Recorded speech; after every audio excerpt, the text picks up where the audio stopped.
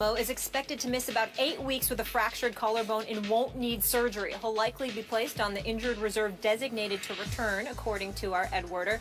That would mean Romo would not be eligible to practice for 6 weeks or to play for 8. Romo got hurt in the third quarter of the Cowboys' win over the Eagles on Sunday. Here is our doctor, Mark Addix, on Romo's collarbone injury.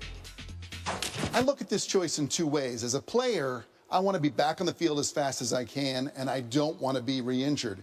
As a surgeon, I want the same for my patient. I want to get him back as fast as I can, and I don't want them to get re-injured.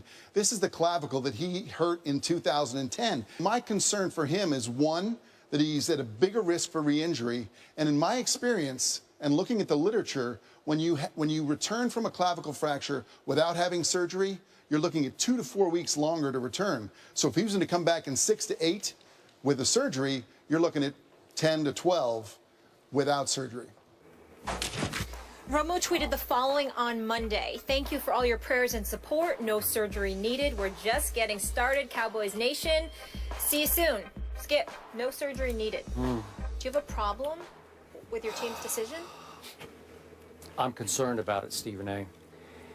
Dr. Addix is exactly right. Who am I to quibble with his read on this?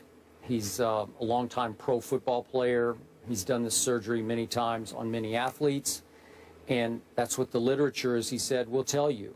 You need to go ahead and have the surgery. You need to go ahead and put a little plate over the crack so it will hold it better, and that there'll be less chance of you re-breaking the clavicle. Last night, though, I called a prominent surgeon I know who's a team doctor for a different team. Okay. And he said he was fascinated by the Cowboys' path that they chose here. He knows all about this and has done this surgery on many pro football players and basketball players. And he said, you know what? This tells me the Dallas Cowboys are all in, that they found a much smaller crack than anticipated with no other displacement of the bone, no other big bone damage, no ligament damage. And they decided, let's go all in because this season is all in for them. Tony Romo is 35 years of age, and they think they have a really, really good team, obviously, if Dez Bryant can come back. So what they're thinking is, according to this surgeon from afar, they'll use all the modern medicine breakthroughs that we have at our fingertips now, the PRP shots where you take some of your blood, spin it down, and re-inject it where the injury is to speed the healing, or stem cell shots. You take some of your own stem cells and you inject them in the injured area to speed the healing. Two issues that you have there that you could use, two new breakthroughs. And then you wait and hope that in 5 weeks, as opposed to 8 or 10 or 12 weeks, that you could, remember, it says non-throwing shoulder, so you don't have to worry about the right one, it's just the left one. They got all kinds of braces and pads that they could put on the left shoulder. Now, is there a high probability that he would re-injure? There is. I'd be the first to tell you. But if you want to try to get Tony Romo back in 5 weeks, maybe 6 weeks, this is how you go. It is high risk, maybe high reward. I'll be the first to tell you, I don't love this. This is not the safe way, the conservative way to go. This is Jerry Jones plunging for oil. That's what he's doing. This, and you hope you don't hit a dry hole here, because that's exactly what you're doing with Tony Romo, hoping at 35 he can come back and give you, the last whatever games would be left from 5 games out on, and hoping, because it's not his throwing arm, that it'll be okay. I'm a little shaky about it, but I love the guts that they're having to take the risk. Do you take it? You like it, don't you? It doesn't bother me at all. Yep. Skip, it's really, really interesting listening to you. Dr. Bayless, you did a fabulous job of dissecting and highlighting if I hadn't been this, I would have been that. Really? A doctor? Yeah, I would have been a surgeon. In all seriousness? Orthopedic surgeon. That's really interesting, because had I not been doing this in this profession, I would have been a criminal lawyer. Oh, I was going to say lawyer. I didn't know criminal. Honest truth. I believe you. Oh, no, you could have been a lawyer, too. I say this to this very day. He would have lost to me. But I will tell you this, and in all seriousness, I've always said this. There is no way on earth that Johnny Cochran, God rest his soul, would have beat me in that O.J. trial. I would have won that case. I don't know what Christopher Darden and Marshall Clark was thinking. They couldn't have messed with me. Johnny Cochran would have lost that case to me. I can promise you that. With all that evidence, please. Now, back to reality. Here's the deal. Thank you for that side note. Yeah, I would have been great. Defense attorney. I mean, prosecutor, yes. Skip Bayless, what I find funny and comical about your position with Tony Romo is that you seem so nervous. I am. You know, and then Dez with the foot, and now Tony Romo with the collarbone, and then I'm just reading an article, and Jason Witten is questionable for this coming week's game because he's got not one but two sprained ankles and the sprained knee. Yeah. You know what I'm saying? So Jason Witten, the ultimate safety net.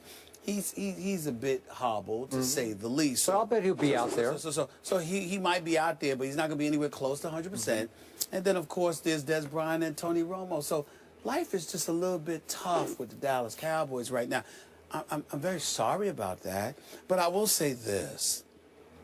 Can't blame you for being worried because these games that Tony Romo presumably will miss, got Atlanta, New Orleans, at New Orleans. Should win that one even though it's on the road. Got New England. You're going to lose that one. Yeah. You got the Giants. You're on the road at the Giants. Got Seattle at home. Got Philadelphia at home. Got Tampa. Now let's play with this because let's surmise that Tony Romo's going to be back. Because that's like 1, 2, 3, 4, 5, 6, 7. I'm going to throw 7 out there. So let's say for the sake of argument, he's back 3 days before, Thanksgiving, November 22nd to be exact, Skip Bayless. They're on the road with Miami. Let's say, for example, let's throw that out there. Let's say you want him going and then you want him to be back for the last 6 games. You got a home game against Carolina. You got 2 against Washington and Green Bay on the road. You got the Jets beat up. You got the Buffalo Bills. They're going to beat them up. You got another game against the Washington Redskins. He's definitely going to get beat up in one of those 2 Washington Redskins games. That's kind of rivalry that we're talking about here.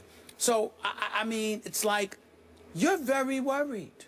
I can see it in you. And that makes me happy. Now, I don't wish any harm to Tony Romo. I want him to get healthy. Not you. Me personally, I would prefer that he have the surgery so he can come back fully healthy, a little bit quicker. We want to see Tony Romo out there. You want to beat a team at their best. Absolutely. We don't want people out. My man Ric Flair say, woo, to beat a man, you've got to beat the man. I understand. But I just noticed. Wait, did you just call the Dallas Cowboys the man?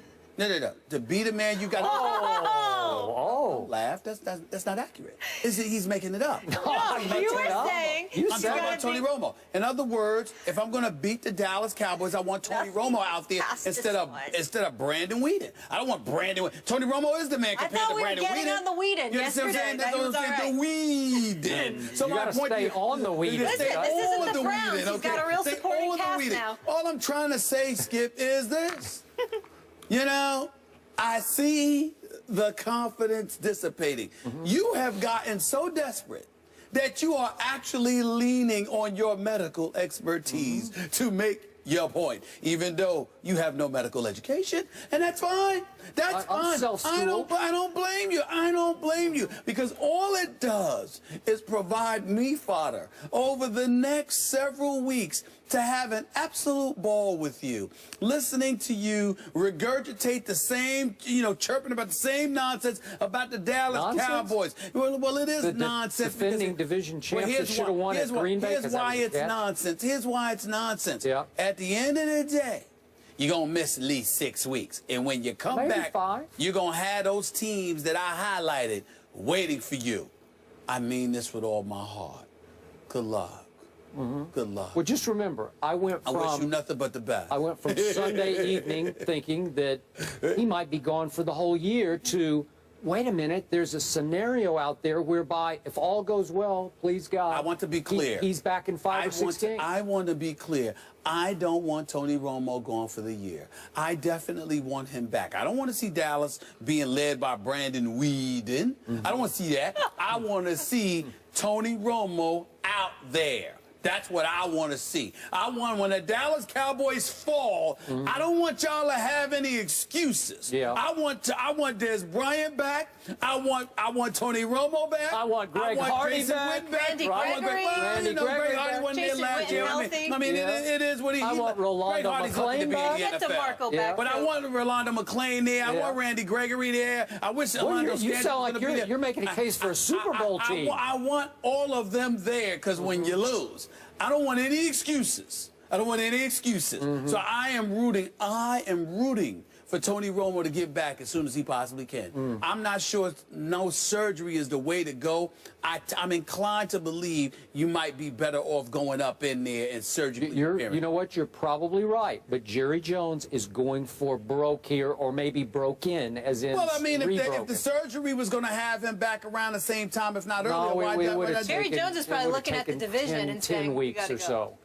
All right, I thought the doctor said it may not have taken that long. No, he said it might take a little bit longer to heal. But whatever. Look, they could still even today put him on that 8-game list, you know, where you're eligible to return in 8 weeks just to save them from themselves, just to shell them and have a roster spot. But so far, they haven't put either Dez or Romo on that 8-game list. So they're hoping one or both might surprise you. Listen, Jerry, you keep hoping. I mean, my heart went out to Jerry Jones Sunday when I saw him. I'm sure. When I saw him looking like his heart stopped, like he was just so depressed. He was so down. My heart went out to Jerry. Hold on.